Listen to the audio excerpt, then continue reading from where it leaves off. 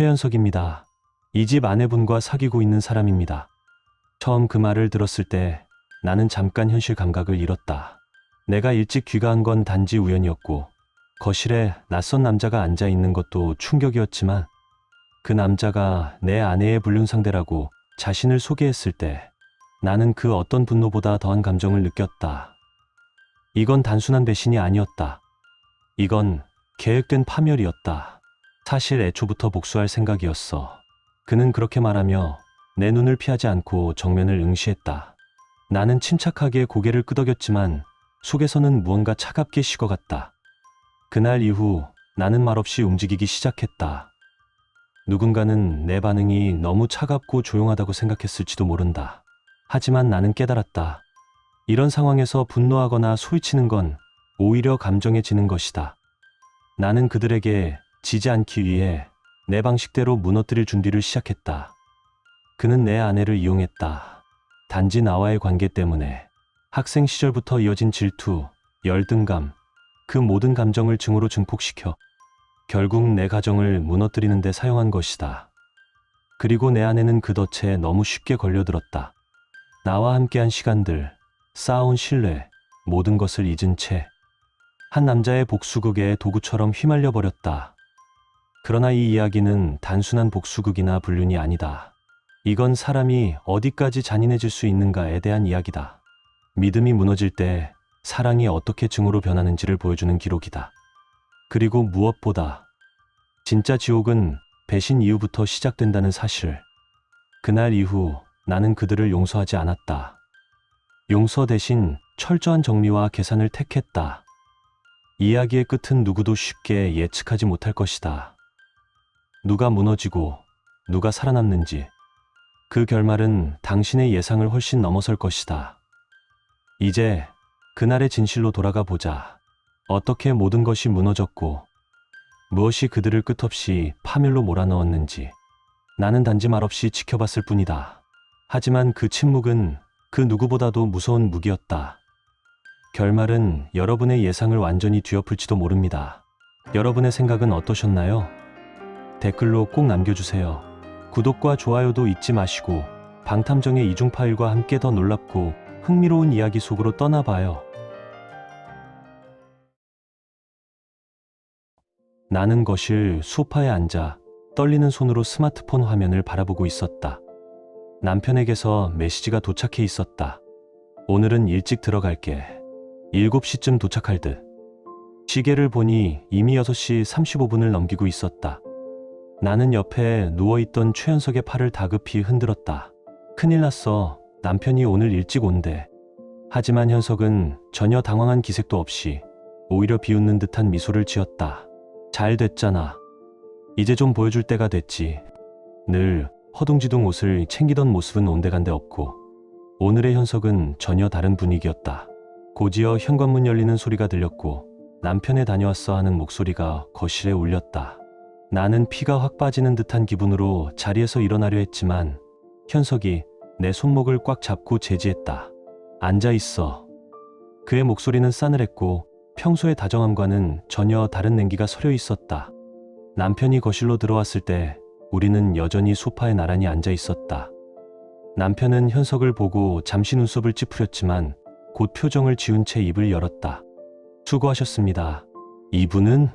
나는 뭐라고 설명해야 할지 몰라 입만 벙긋거리며 아무 말도 못했다. 그때 현석이 벌떡 일어서며 태연하게 말했다. 최현석입니다. 이 집 아내분과 사귀고 있는 사람입니다. 그 말에 나는 정신이 멍해졌다. 무슨 말이야? 아니야. 그냥 친구일 뿐이야. 그치?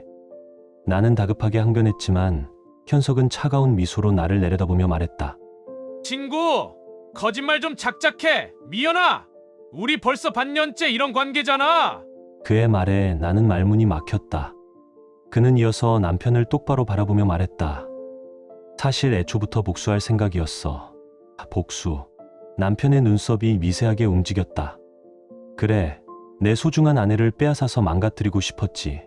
나는 전율했다. 무슨 소리야 복수라니. 대체 왜? 내가 알 필요는 없어. 넌 그냥 이용당한 거야. 이용? 그 단어가 내 가슴을 찔렀다. 하지만 사랑한다고 했잖아. 현석은 웃음을 터뜨렸다. 내 같은 여자를 누가 사랑하냐. 웃기지 마. 나의 세상은 그 순간 무너져 내렸다. 현석과의 만남은 취미교실에서였다. 혼자 있는 시간이 많아 시작했던 수업. 그곳에서 늘 사람들을 웃기던 그가 어느 순간부터 나에게 개인적으로 메시지를 보내오기 시작했고, 그는 늘 다정했고 적극적이었다. 우리 사이가 그렇게까지 된 건 그리 오래 걸리지 않았다. 하지만 그가 말한 복수라는 단어는 내가 믿었던 모든 감정을 송두리째 부정하는 말이었다. 결혼하자고 했던 말도 전부 거짓이었던 거야? 그렇지. 널 이용해서 이자를 무너뜨리려던 거였으니까. 현석은 남편을 손가락으로 가리키며 말했다. 어때? 내가 그토록 아꼈던 아내를 내가 가졌어. 하지만 남편의 표정은 변함이 없었다. 오히려 차분하게 그를 응시하고 있었다. 최현석 씨라고 했나요? 남편의 목소리는 낮고 침착했다. 혼인 파탄에 대한 손해배상 청구하겠습니다. 뭐? 손해배상? 현석의 얼굴이 일그러졌다. 웃기지 마. 그런 거 못 내. 법적으로 청구할 수 있는 권리가 있습니다. 변호사와도 이미 상의했어요. 현석의 얼굴이 점점 창백해졌다. 잠깐만, 너 화 안 나냐? 너 와이프 뺏겼다며. 분하지도 않아? 하지만 남편은 눈 하나 깜짝하지 않고 그를 바라보았다. 그 차분함이 오히려 현석을 불안하게 만들었다. 남편은 잠시 자리를 비우더니 두툼한 파일을 들고 돌아왔다. 그는 조용히 테이블 위에 파일을 올려두고 사진 몇 장을 꺼내기 시작했다. 나는 그 사진을 보는 순간 숨이 멎는 줄 알았다. 호텔에 들어가는 장면, 손을 잡고 걷는 모습, 껴안고 있는 장면들까지. 사진들은 시간 순서대로 정리되어 있었고 모든 장면이 명확하게 찍혀 있었다. 이건... 나는 목소리를 잃고 중얼거렸다. 남편은 도대체 언제부터 알고 있었던 걸까? 현석도 사진을 보고 당황한 기색이 역력했다. 남편은 조용히 입을 열었다.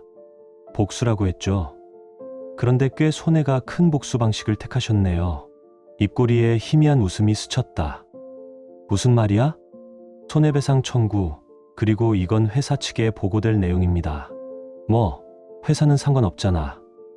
이건 너랑 나랑의 사적인 문제야. 남편은 다시 천천히 한 장의 사진을 꺼내 테이블에 올려놓았다. 그 모습은 마치 카드 게임의 마지막 패를 내미는 듯 침착했다. 근무 시간 중에도 저희 아내와 만나신 정황이 있습니다. 이건 회사 윤리 규정 위반으로 충분합니다. 사진 속에는 평일 오후 2시 현석이 정장을 입고 카페에서 나와 손을 잡고 있는 모습이 담겨 있었다. 오른쪽 하단엔 날짜와 시간이 선명히 찍혀 있었다. 이건 우연히 외근 나간 김에 외근 중에 카페에서 손을 잡습니까? 남편은 그 사진을 그의 앞으로 밀었다. 이런 증거 조작일 수도 있잖아. 현석은 다급하게 외쳤다. 하지만 목소리는 갈수록 떨리고 있었다. 회사에 가도 아무 소용 없다고. 하지만 남편은 조용히 웃으며 또 다른 증거를 꺼내들었다. 이메일 내역도 모두 확보해 두었습니다. 그가 내민 건 출력된 이메일 기록이었다. 그 안에는 나와 현석이 주고받은 애정 어린 메시지, 약속 장소와 시간, 평일 낮에 만난 정황까지 모두 시간 순으로 정리돼 있었다. 그리고 호텔 사용 기록과 신용카드 내역까지 대조하면 언제 어디서 무엇을 했는지 명백하다고 덧붙였다. 이제 더 이상 현석은 아무 말도 할 수 없었다. 그의 얼굴은 창백했고 이마엔 땀이 맺히고 손은 미세하게 떨리고 있었다. 회사에는 내일 바로 보고하겠습니다. 손해배상 청구는 변호사를 통해 별도로 연락이 갈 겁니다. 남편의 말에 현석은 벌떡 일어섰다. 잠깐만 기다려줘. 대화로 해결하자. 제발 회사만큼은 좀 봐줘. 부탁이야. 하지만 남편은 아무 대답도 없이 조용히 파일을 품에 안고 일어섰다. 그 얼굴에는 승자의 여유가 가득했고, 그럼 이만, 그 한마디만 남기고 거실을 나섰다. 이윽고 현관문이 조용히 닫히는 소리가 났다. 거실에는 다시 무거운 침묵이 내려앉았다. 나와 현석은 말없이 그 자리에 멈춰 있었다. 몇 분 뒤 현관에 초인종이 울렸다. 남편이 다시 돌아온 줄 알고 나는 서둘러 문을 열었지만 그곳에 서 있던 건 낯선 남성이었다. 40대 중반쯤으로 보이는 정장 차림의 그는 가죽 서류 가방을 들고 있었다. 실례합니다. 저는 변호사 나카시마입니다. 그는 명함을 내밀며 말했다. 의뢰인께서 전하실 말씀이 있다고 하여 대신 찾아뵈었습니다. 나는 당황했지만 그를 거실로 안내했다. 김미연 씨 되시죠? 그는 내 이름을 확인한 후 가방에서 서류를 꺼냈다. 의뢰인은 이혼을 강력히 원하고 계십니다. 오늘 중으로 친정으로 귀가해 주시기 바랍니다. 그 말에 나는 멍해졌다. 잠깐만요. 아직 남편과 제대로 대화도 못했어요. 나는 급히 항의했다. 의뢰인은 더 이상 대화할 의사가 없으십니다. 앞으로의 모든 연락은 저를 통해 이루어질 예정입니다. 짐은 이후에 다시 오셔서 챙기셔도 됩니다. 오늘은 최소한의 생필품만 가지고 나가주십시오. 그가 떠난 후 거실에는 다시 정적만이 흘렀다. 현석은 아까부터 한마디도 하지 않고 있었다. 현석 씨. 내가 조심스럽게 불러봤지만 그는 뒤돌아보지 않았다. 왜 나한테 거짓말을 했어? 왜? 그제야 현석이 천천히 날 바라보았다. 이제 끝났어. 그는 조용히 말했다. 나도 회사에서 잘릴지도 몰라. 더는 얽히고 싶지 않아. 말도 안 돼. 너 같은 건 처음부터 아무 의미도 없었어. 현석은 코트를 집어들고 한 번도 돌아보지 않고 현관을 향해 걸어갔다. 나는 급히 휴대폰을 꺼내 남편의 번호로 전화를 걸었다. 무슨 일이 있었는지 설명하고 싶었다. 하지만 신호음도 울리기 전에 바로 끊겨버렸다. 차단당한 것이다. 몇 번을 걸어도 결과는 같았다. 남편은 나와의 모든 연락을 완전히 차단해버렸다. 나는 눈물을 흘리며 짐을 쌌다. 최소한의 옷가지와 귀중품만 챙겨 가방에 넣고 친정으로 향했다. 초인종을 누르자 어머니가 문을 열었다. 미연이니? 어머, 이게 다 무슨 짐이야? 그녀는 내 짐을 보자 표정이 굳어졌다. 나는 더 이상 숨길 수 없어 모든 이야기를 털어놓았다. 얘기를 들을수록 어머니의 얼굴은 점점 굳어갔다. 도대체 무슨 짓을 한 거니? 어머니는 내 팔을 세게 쳤다. 그렇게 착한 사위감한테 이런 배신을 하다니. 아버지도 거실로 나와 상황을 듣자 얼굴이 붉게 달아올랐다. 정말 부끄러운 짓이다. 딸이라는 게 창피하다. 아니야, 나도 속았어. 그 사람이 날 일부러 이용했어. 나는 필사적으로 변명했지만 속았든 말든 불륜은 불륜이야. 어머니는 단호하게 말했다. 무릎 꿇고 남편한테 사죄하고 용서를 빌어. 아버지도 냉정하게 말했다. 나는 되돌릴 수 없는 짓을 해버린 것이었다. 부모님은 분노했지만 나를 집에서 쫓아내지는 않았다. 이제 동네 사람들 얼굴을 어떻게 보냐. 어머니는 한숨을 쉬며 탄식했다. 그래도 너를 거리로 내몰 수는 없지. 아버지도 마지못해 머무는 걸 허락해 주셨다. 단 조건이 있었다. 남편에게 사죄하기 전까지 이 집에서 한 발자국도 나가지 마. 식사 시간 외엔 방에서 조용히 있어.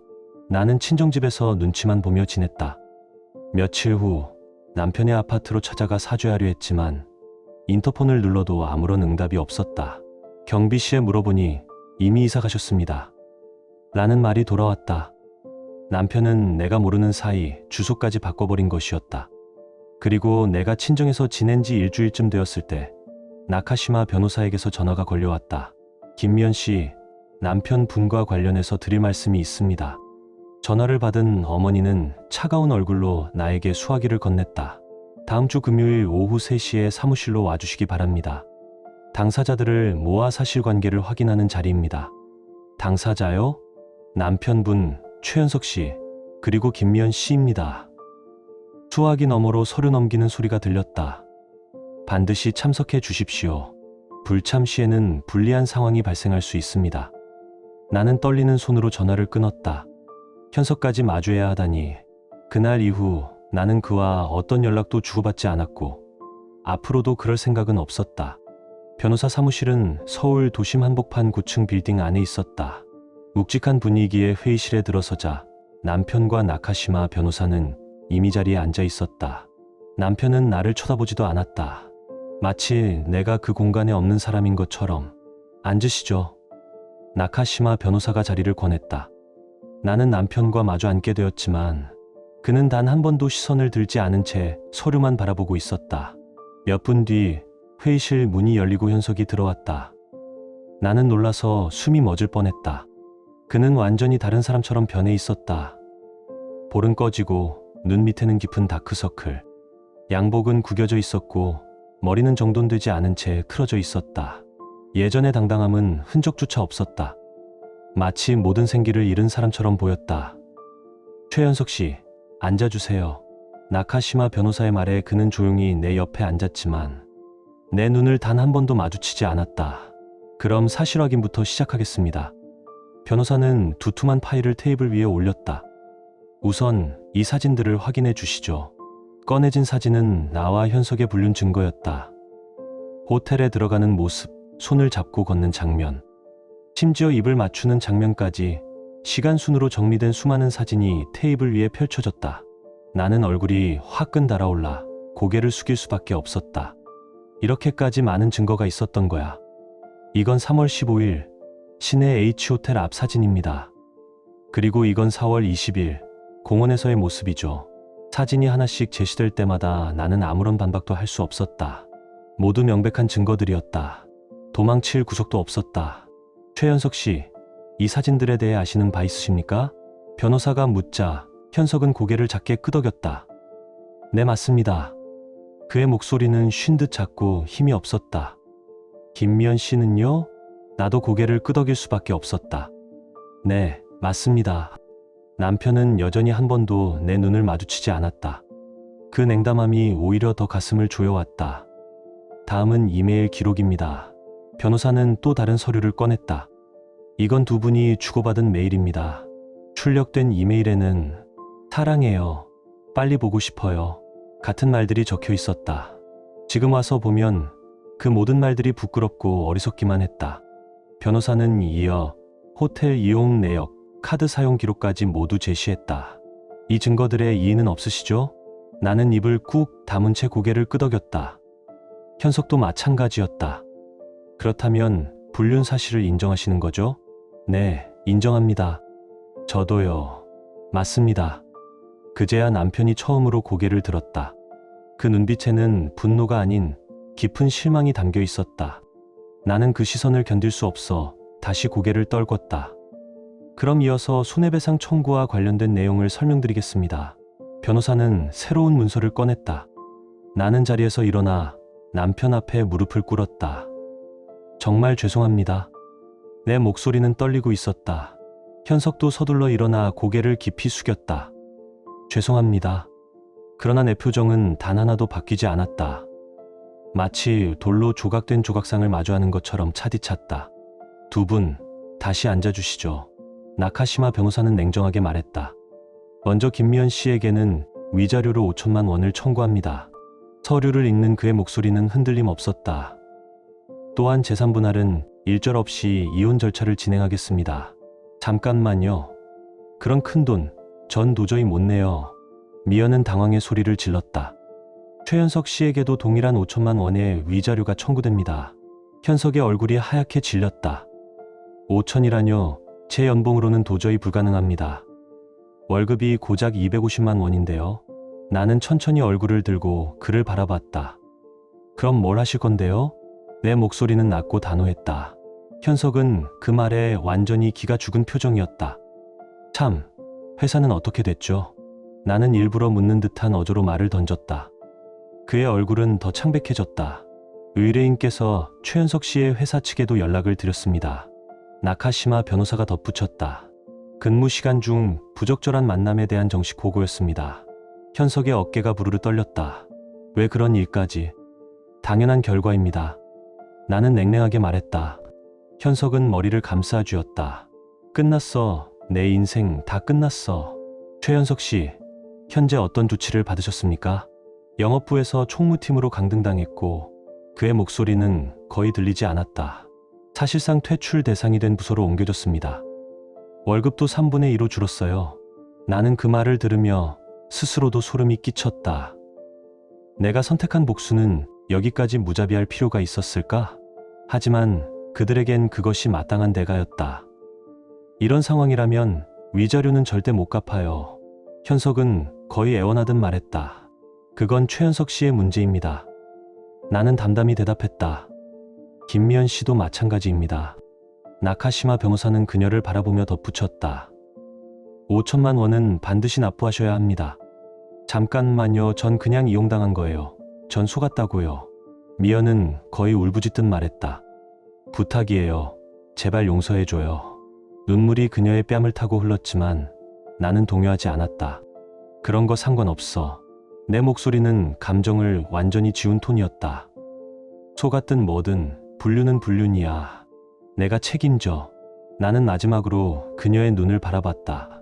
그 속에는 이제 어떤 감정도 남아있지 않았다. 분할 납부는 허용하겠습니다. 그러나 반드시 완납하셔야 합니다. 나카시마 변호사가 마지막 경고를 전했다. 법적 절차도 염두에 두고 있습니다. 우리 앞에는 더 이상 말이 필요하지 않았다. 그럼 이혼 서류 및 합의서에 서명 부탁드립니다. 그는 마지막 서류를 꺼내 테이블 위에 올려놨다. 나는 떨리는 손으로 펜을 들었다. 저항할 힘조차 남아있지 않았다. 3년간의 결혼 생활이 단 한 장의 종이로 끝났다. 현석도 조용히 계약서에 서명했다.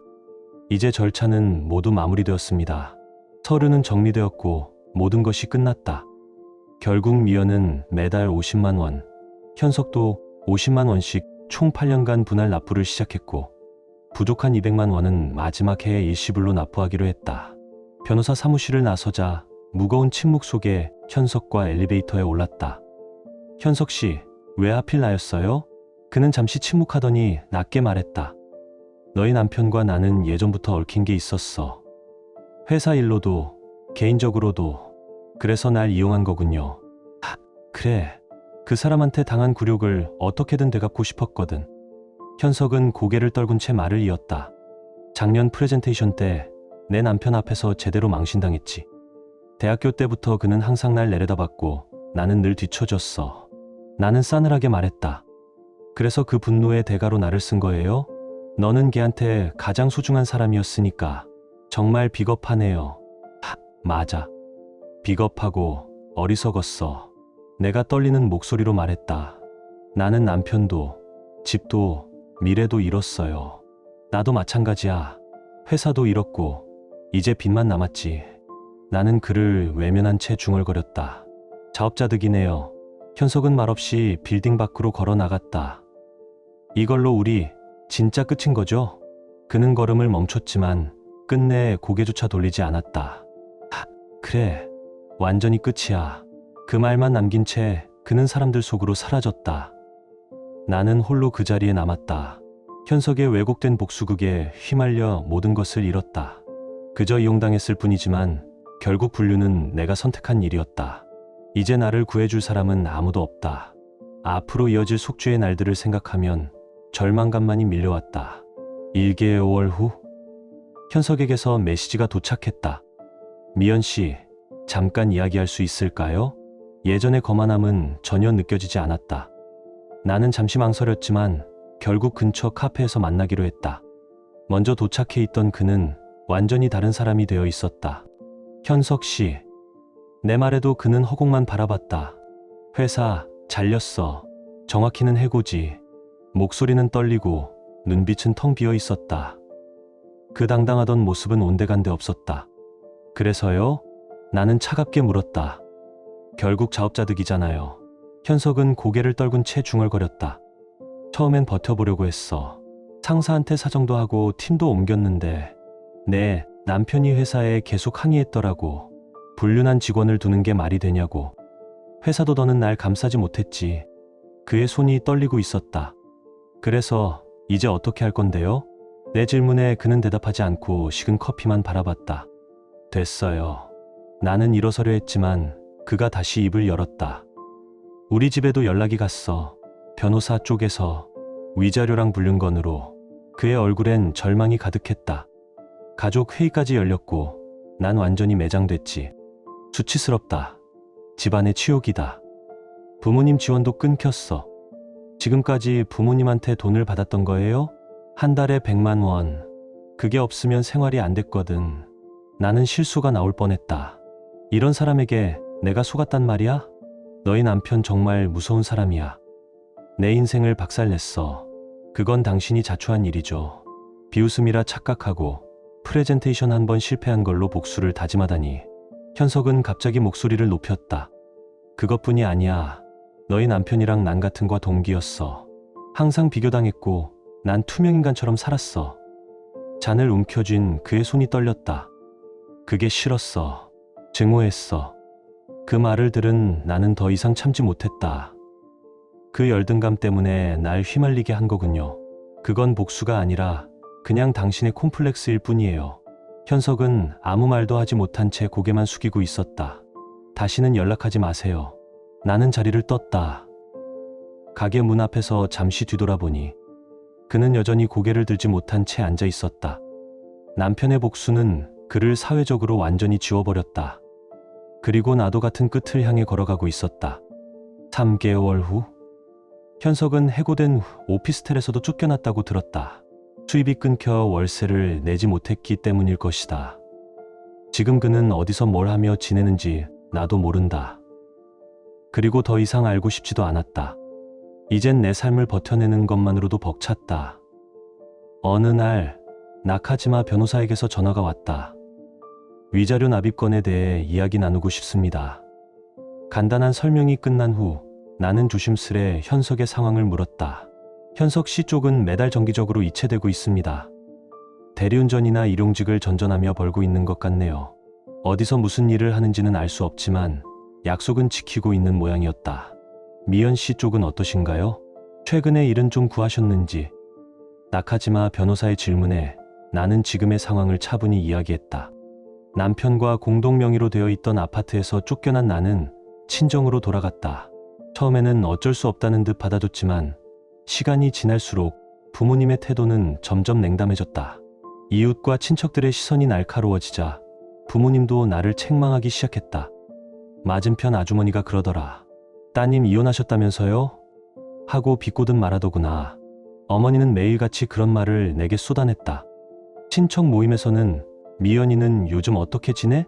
라며 떠보듯 물어오는 사람도 있었다. 부끄러워서 밖에도 못 나가겠다. 아버지 역시 차갑게 말했다. 내 덕분에 친척들 앞에서 망신당했다. 딸이 불륜으로 이혼했다니 체면이 말이 아니야. 나는 매일 부모님의 핀잔과 냉수 속에 숨을 죽이며 살았다. 위자료 5천만 원, 내가 감당할 수는 있냐? 또 남자한테 속는 거 아니냐? 언제까지 부모한테 폐를 끼칠 셈이냐? 2달을 참고 지냈지만 결국 한계에 다다랐다. 저 이 집에서 나가겠어요. 내 마음대로 해. 어머니는 냉정하게 잘라 말했다. 나는 조용히 짐을 싸서 집을 나왔다. 40년 된 오래된 원룸으로 이사한 나는 위자료를 갚기 위해 낮과 밤을 가리지 않고 일해야 했다. 하지만 2가지 일을 병행해도 월세와 생활비, 위자료까지 갚기엔 벅찼고 몸도 점점 망가졌다. 불과 몇 달 전까지만 해도 전업주부로 여유로운 생활을 했던 내가 이렇게까지 될 줄은 상상도 못했다. 남자에게 속고 결국엔 모든 걸 잃었다. 남편도, 집도, 돈도, 건강도 그리고 나 자신도. 지금은 낮에는 드러그스토어에서 재고 정리를 하고 밤에는 도시락 공장에서 야간 근무를 한다. 2일을 합쳐도 월급은 겨우 200만 원 남짓. 거기서 월세, 공과금, 식비, 그리고 위자료를 내고 나면 손에 남는 건 없다. 몸은 점점 망가졌고 마음도 무너져 내렸다. 하루 5시간도 채 못 자며 반복되는 생활 속에 거울 속 나는 예전의 나와는 너무 달랐다. 매일 피곤했지만 제대로 잠도 못 잤다. 하루 평균 수면 시간은 고작 5시간. 새벽 7시에 집에 도착하면 샤워하고 아침을 먹고 9시에 겨우 눈을 붙인다. 오후 2시에 일어나 저녁을 준비하고 다시 공장으로 출근하는 일상이 반복됐다. 몸은 갈수록 망가졌다. 손은 세제와 냉동 재료의 찬 기운에 갈라지고 손톱은 부러졌다. 한때 네일샵을 다니며 관리하던 손이 이제는 보기에도 끔찍한 모습이 되었다. 거울을 보면 광대뼈가 드러난 초췌한 얼굴에 눈 밑에는 짙은 다크서클, 푸석한 머리카락이 덩어리로 떨어졌다. 매달 다니던 미용실도 이젠 사치였다. 머리도 직접 잘라야 했다. 이 불륜 하나로 나는 모든 것을 잃었다. 전업주부로서 아무런 걱정 없이 살던 나날은 마치 꿈처럼 느껴졌다. 아침마다 커피를 마시며 TV를 보고 남편이 퇴근하면 따뜻한 저녁을 차려주던 그 시간들. 그는 결국 단 한마디 말도 남기지 않고 내 곁을 떠났다. 오직 변호사를 통한 연락만 있었고 직접 마주한 적은 없었다. 지금 그가 어디에서 무엇을 하며 살고 있는지도 모른다. 어쩌면 이미 새로운 사랑을 만나 나 같은 사람은 완전히 잊은 채 행복한 삶을 살아가고 있을지도 모른다. 이제는 의지할 사람도 없다. 부모와는 인연이 끊겼고 친구들과도 멀어졌다. 나는 깊이 후회하고 있었다. 그 멋진 아파트에서 살던 내가 지금은 낡은 원룸의 천장에서 떨어지는 빗물을 바라보며 눈물을 흘리고 있다. 이대로 평생 돈에 쪼들리고 병들고 누구에게도 사랑받지 못한 채 외롭게 늙어갈지도 모른다. 결혼도 아이도 이제는 모두 불가능한 일이 되어버렸다. 불륜 같은 건 단순한 감정으로 할 게 아니었다. 그때 그 유혹을 뿌리쳤더라면, 남편과 한 번만 더 솔직하게 대화를 했더라면. 밤중에 혼자 중얼거렸다. 아직도 그날의 선택이 머릿속을 떠나지 않는다. 하지만 이제는 되돌릴 수 없다. 잃은 것들은 다시 돌아오지 않는다. 나는 이 현실을 받아들일 수밖에 없다. 남은 인생을 홀로 걸어가야 한다. 그날도 도시락 공장의 야간 근무를 마치고 무거운 다리를 이끌고 아파트로 돌아왔다. 좁은 복도, 오래된 형광등 불빛, 벽에 긁힌 자국까지. 이제는 익숙해진 풍경이지만 여전히 마음이 무거웠다. 문을 열자 습기 찬 공기가 얼굴을 감쌌다. 창문 틈으로 들어오는 바람이 낡은 커튼을 흔들고 있었다. 전기세를 아끼느라 히터도 켜지 않은 방 안은 싸늘했다. 나는 낡은 소파 위에 주저앉아 멍하니 벽을 바라봤다. 시간은 새벽 4시. 몸은 지쳐 있었지만 눈은 쉽게 감기지 않았다. 그때였다. 휴대폰이 진동했다. 익숙하지 않은 번호였다. 망설이다가 전화를 받았다. 여보세요? 미연 씨 나예요. 그 목소리는 너무도 익숙했고 동시에 너무도 낯설었다. 남편이었다. 1년 만에 연락이었다. 순간 가슴이 철렁 내려앉았다. 그동안 단 한 번도 내게 직접 연락을 하지 않았던 그 사람이 왜? 잠깐 만나고 싶어요. 나는 숨을 고르며 물었다. 왜요? 그냥 하고 싶은 말이 있어서요. 마지막으로 머리가 복잡해졌다. 만나야 할까? 피해야 할까? 하지만 나는 결국 고개를 끄덕였다. 알겠어요. 이틀 후 우리는 근처 공원의 벤치에서 마주 앉았다. 남편은 예전보다 조금 마른 듯했지만 여전히 단정했다. 나는 초췌한 내 모습을 자각하며 고개를 숙였다. 잘 지냈어요? 그가 조심스럽게 물었다. 나는 쓴웃음을 지었다. 당신이 보낸 지옥에서 살아남고 있어요. 그는 한참 동안 말이 없었다. 바람이 불고 나무잎이 흩날렸다. 미연 씨. 그는 천천히 입을 열었다. 당신을 용서하려는 건 아니에요. 그럴 마음은 아직 없어요. 하지만 나도 이제 그 일에서 벗어나고 싶어요. 나는 고개를 들었다. 그의 눈에는 분노도 증오도 없었다.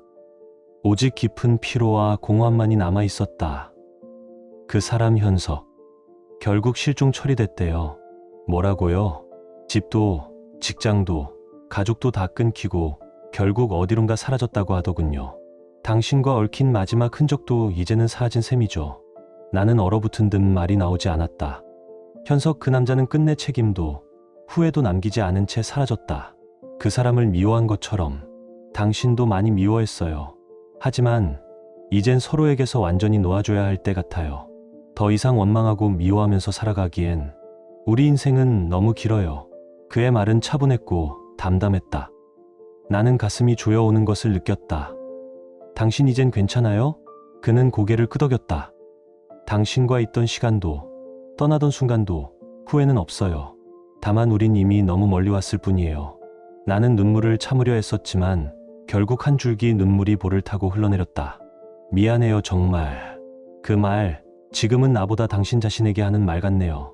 그는 자리에서 일어났다. 주머니에서 하얀 봉투 하나를 꺼내 나에게 건넸다.